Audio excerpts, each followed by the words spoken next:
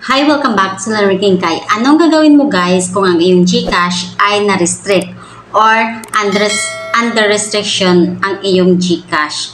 Anong dapat mong gagawin at ano ang mga tips para dito?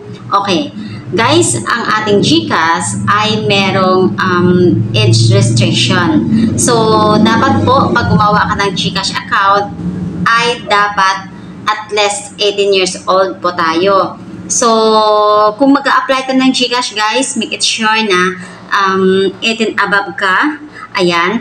Ang una mong gagawin dito, kung naka-restrict po ang inyong account, is mag-submit po kayo ng ticket kay GG or kay GCash. Ayan. Andyan po yan sa help center ni GCash kung ano po yung ating gagawin. And then pangalawa po, mag-prepare po kayo ng valid 2ID.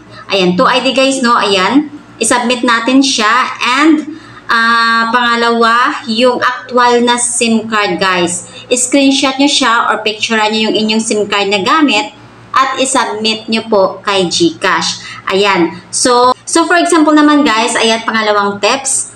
So, for example, yung anak natin gagamit ng GCash guys, dapat yung ating anak ay meron silang guardian na tinatawag. Or dapat po, naka-under pa rin sa parents yung pag-register dito. Kasi si GCash guys, ay hindi talaga siya mag-accept ng 18 below. Okay, so tayong mga parents na lang ang maglagay ng information at para hindi na rin tayo magkaroon ng problema sa GCash restriction or sa GCash account. Nakatulong ba sa tutorial na to? At kung oo, please don't forget to hit like, subscribe, and share na rin sa ating video.